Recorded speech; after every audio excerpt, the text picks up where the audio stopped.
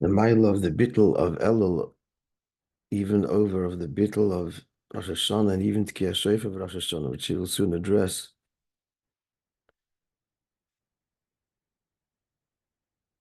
Because the bittul of Rosh Hashanah is a result of his appreciation, and Makir appreciates the day, what's happening, and feels the great virtue of the day. He's the Galus of David Malchus. He knows this, he appreciates it, and he's moved by it. That's Rosh Hashanah. But the Kabbalah's oil of Elul is just that, it's Kabbalah's oil. And he willingly accepts the yoke of the master such that he has, well, I have to go out to see the king.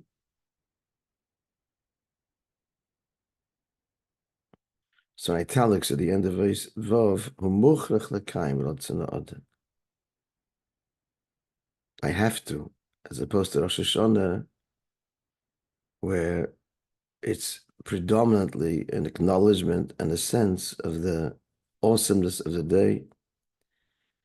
So it's something else that's pulling him. In Elul, it's him. So let's continue. Because he's an Eved.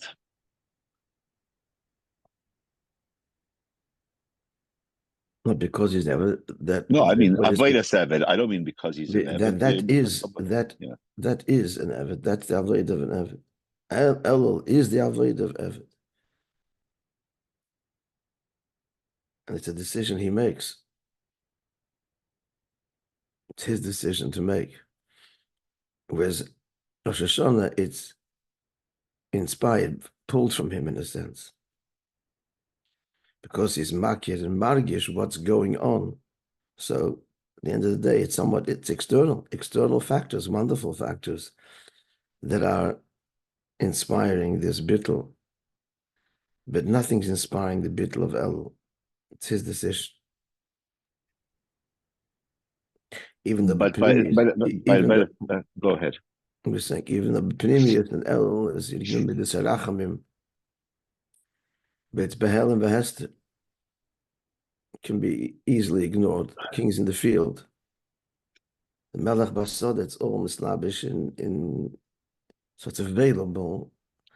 Not only available, it is in the Nesinas Koyach. There's always the Nesinas Koyach, but it's a kind of Nesinas Koyach that we could ignore.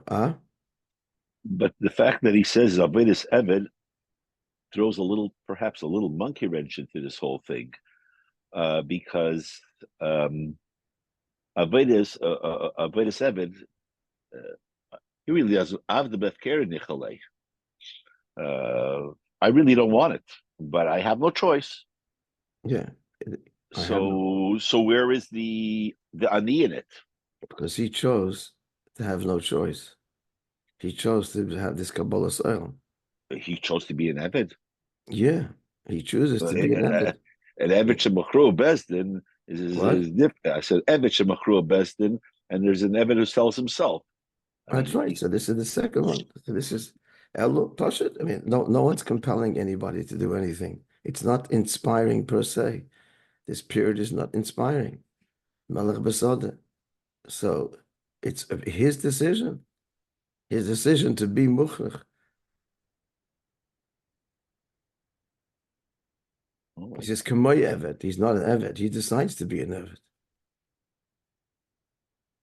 Okay. Is the Avodah of Kabbalah always Kamoy Evet?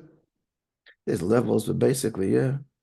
Yeah. Kabbalah's oil is I'm not inspired right now. I'm not in the mood. But I got no choice. I'm an Evet. It's a decision. But isn't that also, it's like the ultimate bittul. That's what he's saying. It's a greater bittul than Rosh Hashanah, even Tkiyah Shofar. That's the point he's saying. Really, then really, it's the ultimate choice, right? To have the amitis in your bittul is like the most how it's like the hardest thing that you can. That it's like Yes. nothing.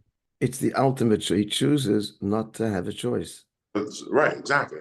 That's the greatest choice possible. The greatest choice possible is to choose to say, I'm not choosing. Yeah. I choose not to have a choice and to be an Eved, and I gotta do this. But who's forcing that? Nobody. Him. It's the deepest choice. So the shaylis and the answers, so why is he doing it? We'll see further. We'll see further. Like Chaim said, I mean, the Eved would rather be sailing. So no one's forcing you. There's no peer pressure. Where's it coming from? We'll see soon. Let's go further.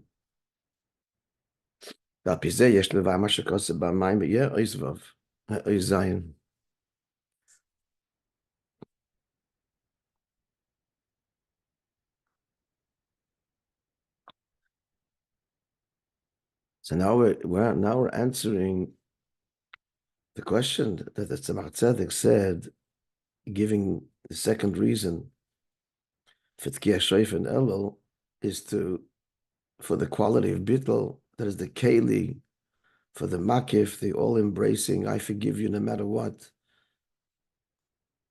that Hashem reveals on the Seres Mitzvah. And the Rebbe asked, why is the Shoif of Elul that Hachana? Surely the Shoif of Rosh Hashanah, which is even a greater Bittul, would be the Keli. If you're saying, like the first Teres, in order to get to Yireh Eloi, you have to have Yireh Tato, you understand why it's David of Elul is Mukhrach. It must be. Can I get to the higher or without the lower or? But the second reason you said is it has to do with us being the Keli for what Hashem reveals to us of Himself and Aseres Mitzvah. And for that, he went to the whole Arichas, is Bittul is required. Bittul is the Keli for this absolute love, because it's not based on our virtue. So if it's Bittul is the Keli, then the Rosh Hashanah Bittul is even greater. You don't need Elul for that. In other words, the Tzemach Tzedek is saying that the Avodah of Elul is the Keli for everything that is coming. And it's greater even than the Bittul of the Tkiyah Shoif of Rosh Hashanah itself. And this is going to answer also the original question. On the one hand, and Liddoidi v'doidi li is Rosh Hashanah Elul, and yet the Alter Rebbe says immediately that doidi li is not Elul. Doidi li is Hashanah Yom Kippur, and Liddoidi is Elul. So how can Rosh Hashanah be Elul, and then the final words are not Elul? So we're getting the answer now. Because the embassy bittul is the Avodah of Elul, and that remains enduringly the Keli for all that happens, Rosh Hashanah Yom Kippur. It's present there in the doidi li. The doidi li is only doidi li, not because of the Avodah of Rosh Hashanah itself, which Elul was a hachana to. I'm not speaking hachana. We're speaking the current, the Keli, the deep connection, notwithstanding the levels of Ava and Yira that follow. The foundational connection, the essential connection. The essential bittul is Elul. So let's see inside. So therefore, now inside what we just said now a little bit. We can have a piece that the Tzemach Tzedek writes, we'll understand now that what elicits the makif again is the transcendent, unconditional forgiveness. That's what makif means, unconditional, not tailored to particular values. It's not. So the keli for that is by the tkiyah. It's not the yir and charoda, the fear and trembling, so much of tkiyah of Rosh Hashanah, which is a mitzvah and the whole mile that we learned before. And we explained even the mile of Rosh Hashanah the mile of tkiyas of Rosh Hashanah, even over Rosh Hashanah itself, which is Bachlal, the time of the revelation of Malchusa Yisbarach, the Rememus Reimus Ein Sof. Eivishter beyond the Creator, beyond the Elamus. But explain that's the Pneumius, however, is dafka through the mitzvah of Tkiyah Shofar. And yet, the Shofar Shon is greater still. And that is because this,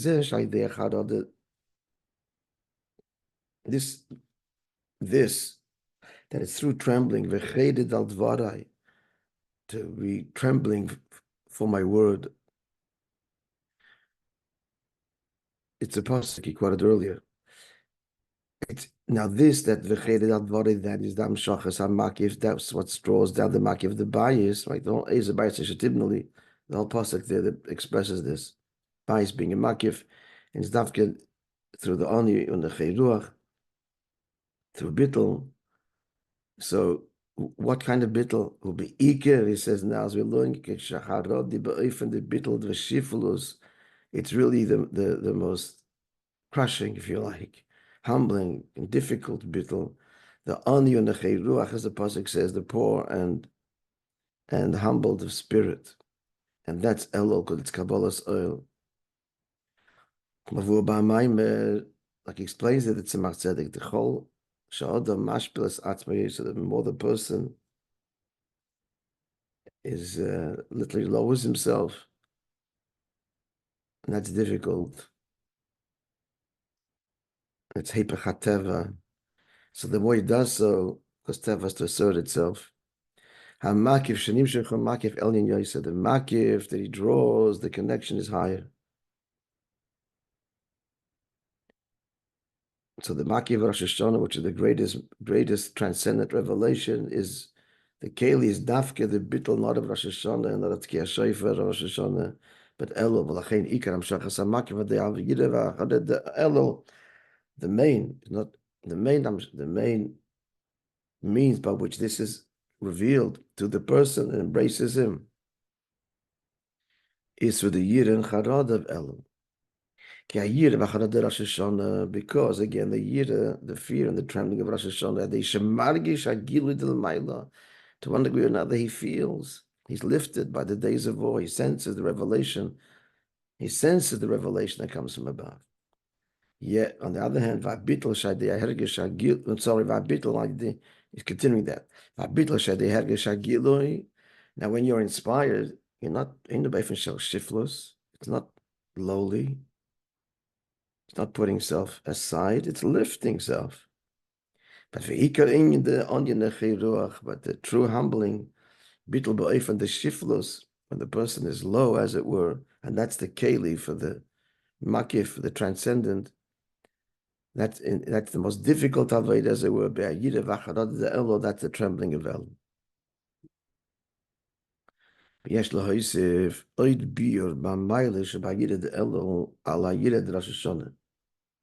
Now comes the essence of the Rebbe's, what the Rebbe is telling us. The essence of the Maimber. So to add explanation of the mile of the bittul of Elul over the bittul of Rosh Hashanah, the given shagiriva bittul the Elul bali David Osam shal Yisrael, because this bittul is what's it coming from? It's the Jews' avodah. He decides again. It's not an inspiring time. He heard the kings in the field.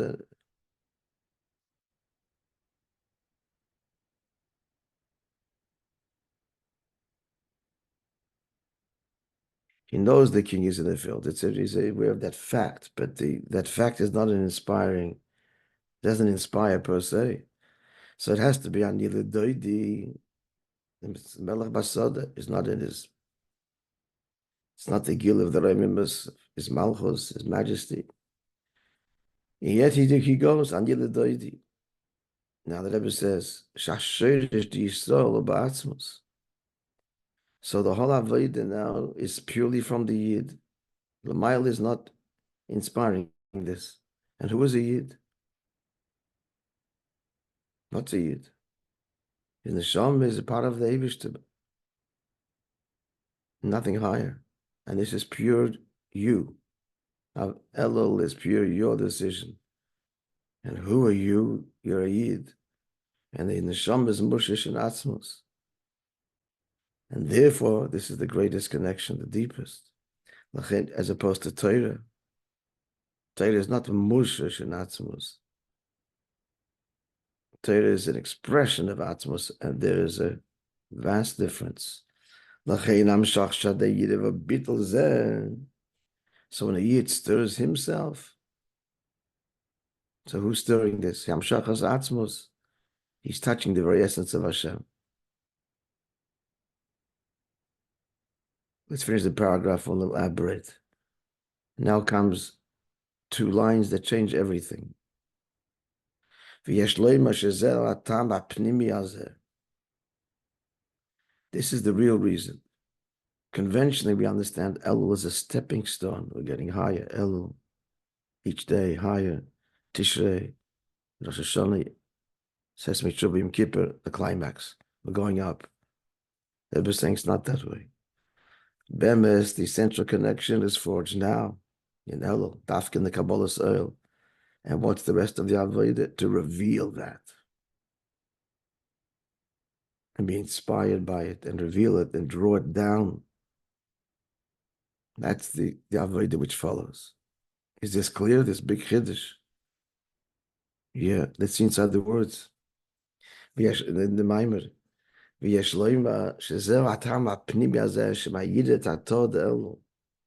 is the deeper reason why it's Dafka, the Tzemach Tzedek stresses, it's the Avodah of Elul that Baim Achakach, Rosh Hashanah Yiri Ilah. We come later to the highest level of Yiri Ilah, which conventionally is we're going up. No. We're actually just revealing that connection that we made through the simple, dogged Kabbalah style. Because Elul is the essential connection. And now the Avodah is that essential connection. Bring it down into Seichel and to Tainug and the Ratzon and feel it and understand it, be moved by it and be inspired by it. Elul is the essential connection. Because Etzem is higher than mitzvahs even. As we said, the Neshama is Mushish and Atzmos, and Torah is Taka Noichi, but as I said, it's a Gilui of Atzmos, the expression of Atzmos. Only Neshama is a Chelik Lakamim Bal Mamish. So, as to using our marshal of the marriage thing, the 4 levels, which we said yesterday, and just to repeat it again, elaborate a little bit. So it comes out like this. I mean, the marshal. So why is he going out? Stay single. What's wrong with that? And they're okay. So there's the Taivus. So there's solution to Taivus also. So he said, because what's really driving all of this is the Yira Tata. He doesn't want to be alone. Now, why don't you want to be alone? Why not? Because deep down there's this sense, because I'm incomplete. It's not articulated. It's this deep sense that to be complete, there's a soulmate out there. That's the real half of me. And then I'm one.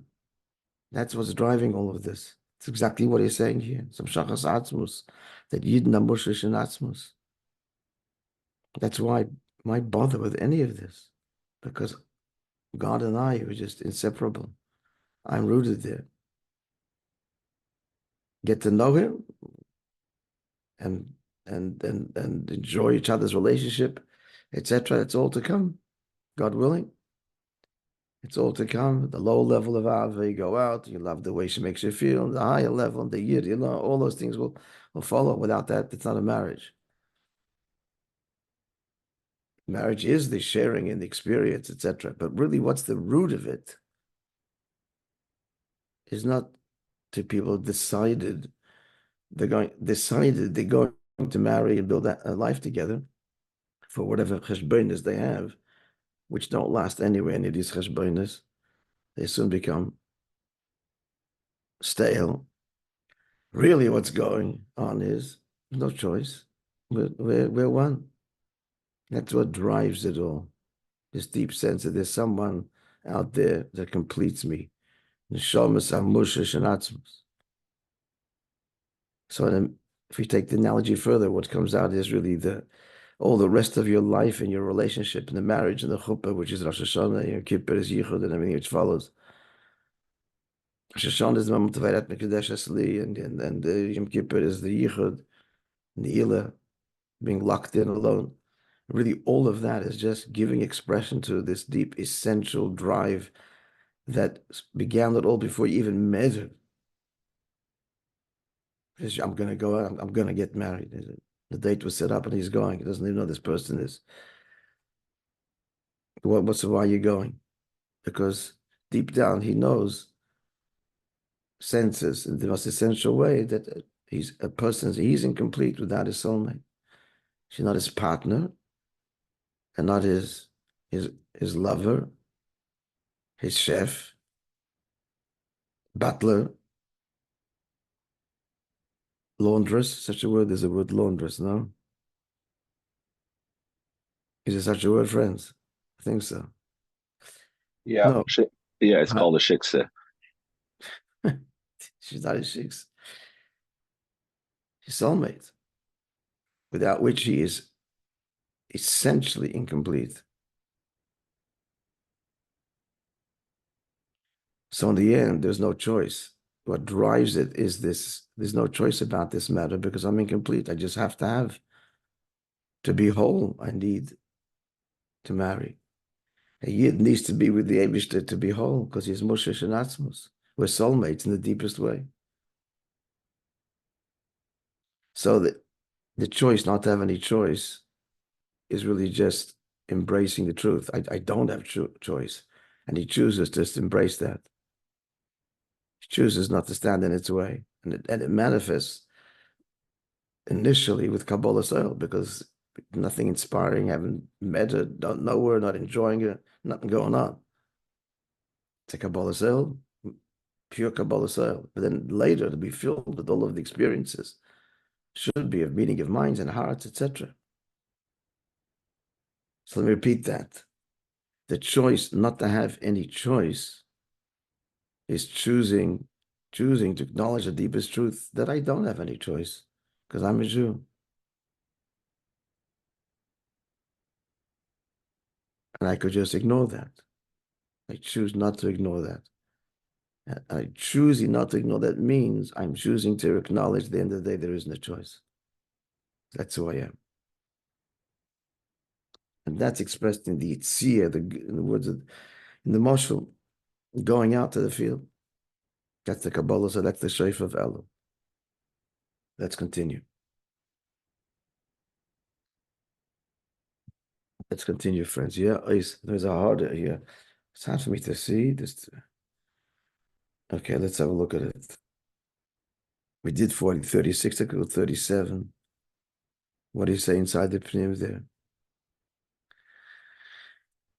He said in the Maimon there, in the end of Vav, that the mile of the bittul of Elul, its mile is not just a novelty, but it's a deeper bittul, as we're explaining now.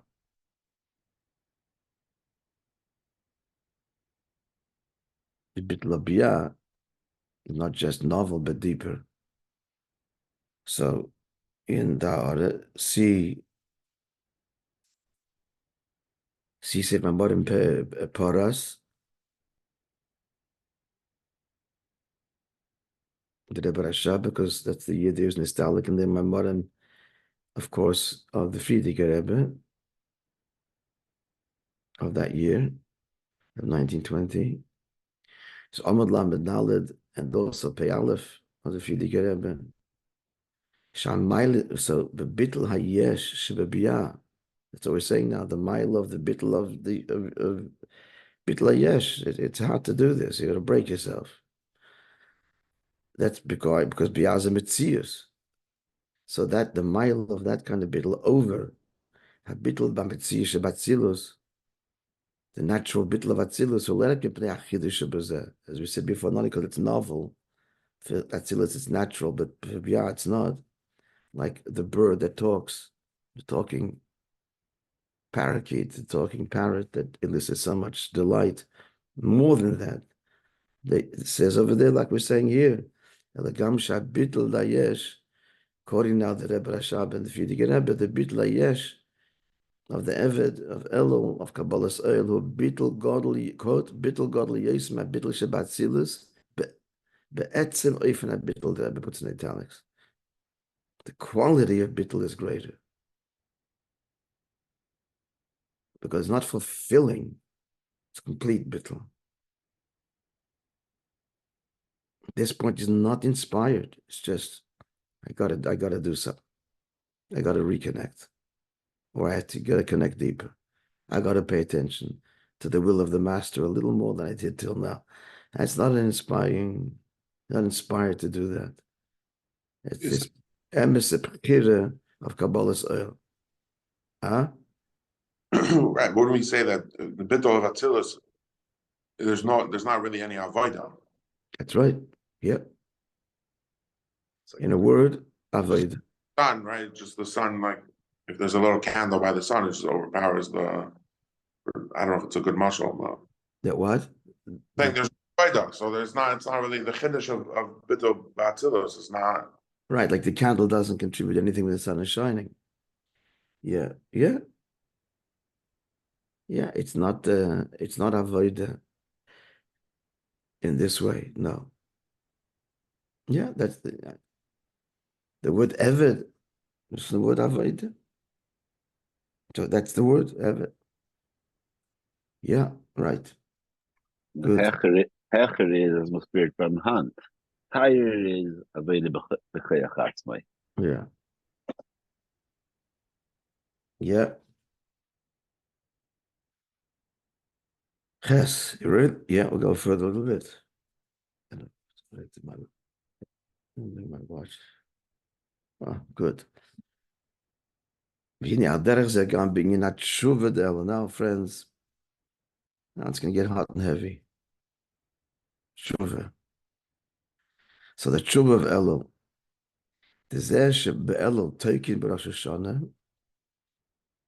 So why are we blowing shofar? So the Torah says charada and fear, and he says, well, part of all of that is to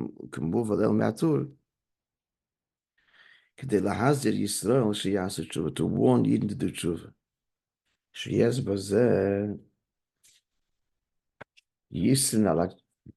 Tshuva Rosh Hashanah, the tshuva of Elul has an advantage in mile over the tshuva of Rosh Hashanah. Now, the downside, conventionally, is as follows. Not so much the downside, but conventionally. And that is that God, even though Shashuva the Elul Alinyonim built it Suyim, that is what gives the whole say.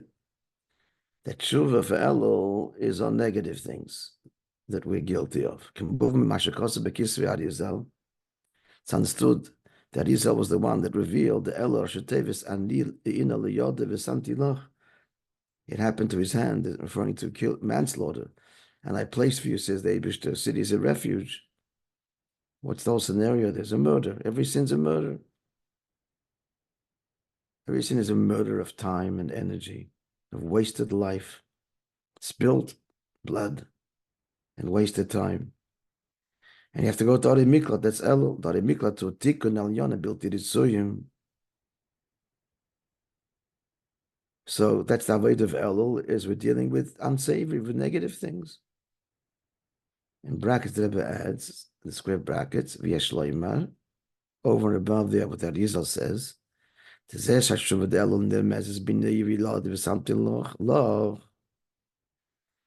Elul hints to this scenario, this mitzvah, this of the manslaughter and running to this cities of refuge. Shakapor darim miklat al maken nefesh b'shgoga. Darim miklat is only affords protection for the one who killed inadvertently. Who? Kadet tshuva the Reish Chodesh Elul. What do you think of thing? This is Reish Chodesh Elul. The tshuva of Reish Chodesh Elul is that Nasas Deinis Kishgoges Chodesh Elul deals with the deliberate sins, turning them into shgogas, into lifting them, cleansing them, bringing them to the level of Shgoga. And then tshuva of Elul, that follows as Chodesh Elul, is the Sakan Shgoga, is into a deeper tshuva yet, and that's to fix even the sins done unintentionally. So just address this for a minute. First of all, what do you need to do tshuva if you didn't intend to do the sin? It was b'shoigig. B'shoigig is not the same as ba'oinus. Ba'oinus means you were forced. There's no tshuva relief. You're forced. But shoigig, you didn't intend it. The classic thing is, Rashi brings the 2 days, a person is chopping wood, and the head of the axe flies off and strikes someone, or a splint of wood flies off and strikes someone. That's called a shoigig. Now, why does it need a kapara? Because the emphasis is, if you be very careful, it's not going to happen. You didn't intend it. But if you examined the axe before and you looked around before, who was near, you didn't call out and say, stay away. I mean, it can be avoided. A shoigig, I didn't intend it, but if a person is attentive, these things don't happen. Oinus is something else. Oinus is something beyond the person's control completely. He's compelled to, whether it's illness or someone, whatever it is. That doesn't require tshuva. Now, so he's saying, that just to address that, why a shoigig needs tshuva, kapara. In fact, the kamchatas, the sin offering is for sins done b'shoigig. They're actually almost under korbanos for avedas done intentionally. Only 2 cases. The korban asham in 2 cases. Took an oath in vain, misappropriated holy articles from the Beis Hamikdash intentionally. Otherwise, this whole notion of korbanos, sin offering, atoning for sin, it's only for sins done b'shgoga. What he's saying now, at any rate, is that Elul, he's making it between Chodesh Elul and Elul, and that's also in halacha, because there are some customs that only blow the shofar in Rosh Chodesh. In some Sephardi world, minhagim. And that's because originally, when Moishe Rabbeinu went up originally, the 3rd period of 40 days of Chodesh Elul, they blew the shofar then in the camp. People should know, don't make a mistake this time. He's going up today. And it's not day 1 because we start the night before. So the shofar was a reminder how to begin the count. They only blew it then, they didn't blow it subsequently. So there's a meaning only to blow Rosh Chodesh. And these people only blow Rosh Chodesh, say slichas throughout the whole Elul. There's 3 minhagim. Shofar Rosh Chodesh and slichas throughout Elul. Shofar throughout the entire month and no slichas. And shofar and slichas. There's some Ashkenazim that do shofar and slichas.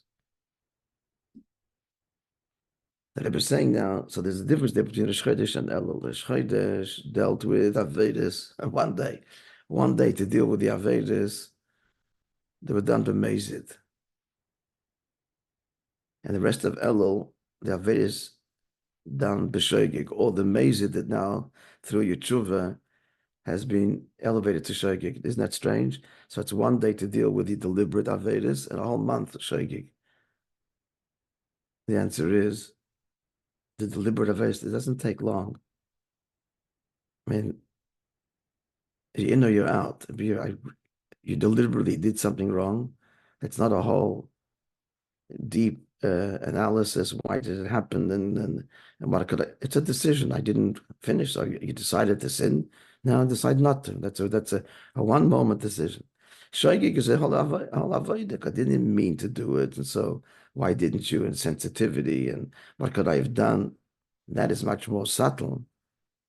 And that engages the whole psychology of a person. Baruchni, as Begashmi said, that needs a whole month of cleansing. Didn't mean to hurt you. He didn't mean to hurt you. When I meant to hurt you, that's easy. It's black and white. It's a black and white. I meant to be disgusting, and I didn't decide I'm not going to be disgusting anymore. It's a black and white issue. It's one day, Rosh Chodesh Elul. We deal with that. In or out. You gonna stop this nonsense or not? Shaygig is that's a whole different thing. I didn't mean it. I'm just going about my life. What's wrong? What's wrong? What I do? What I do? We excuse ourselves, and we even argued. I think I didn't even do it. That requires. That's getting into this to the really the nitty gritty of the relationship. That needs a whole month. Okay, so we're kind of in midstream. And we'll continue Be'ez Hashem tomorrow. And tomorrow is what day of the week?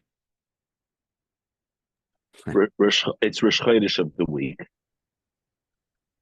It's the Rosh Chodesh of the week, yeah.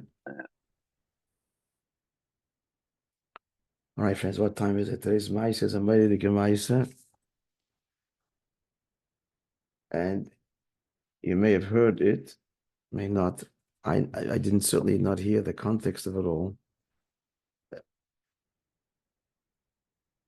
This is from Rabbi Herschel Folgerman.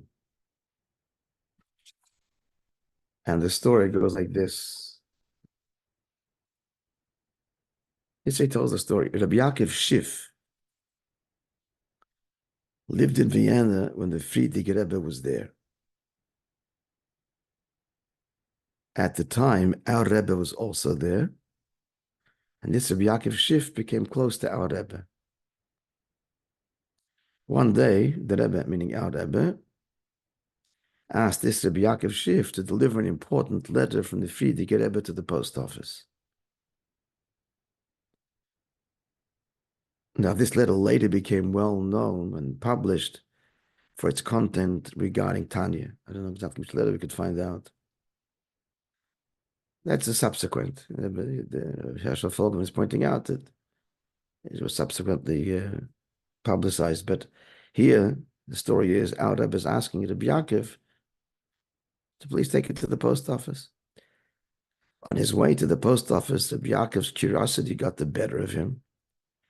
And unable to resist, he carefully opened the envelope and read the letter. So when Rabbi Yaakov returned to our Rebbe, the Rebbe asked him if he fulfilled his mission. And he said, yeah. And then the Rebbe says to him, how you talking? Which means, how could you have done this? He didn't say that he'd opened it. But our Rebbe sensed it. And you open it, listen, but that's a serious business. It's a chedem Rabbeinu Gershon, not to open mail addressed to somebody else, ever. And Rabbeinu Gershon we're not going to this now, but the chedem, the person excommunicated spiritually for doing such a thing. So the Rebbe was asking you, he said, Rebbe felt, he sensed that he had opened it. So Rabbi Yaakov answers with the following story. He told the Rebbe like this Rabbi Yaakov Schiff, yeah, that as a child, his father had once taken him for Yom Tov to the Karastira, the Pshayla Karastira that people go today. His yahrzeit was recently known as a Big Baal Moifus. Big Baal Moifus. In Crown Heights, there's till today, is still operating. The Karastira mikveh, I think, is closed. It's a mikveh corner of Brooklyn and Eastern Parkway. Moishe Groner lived on top. Moishe Groner.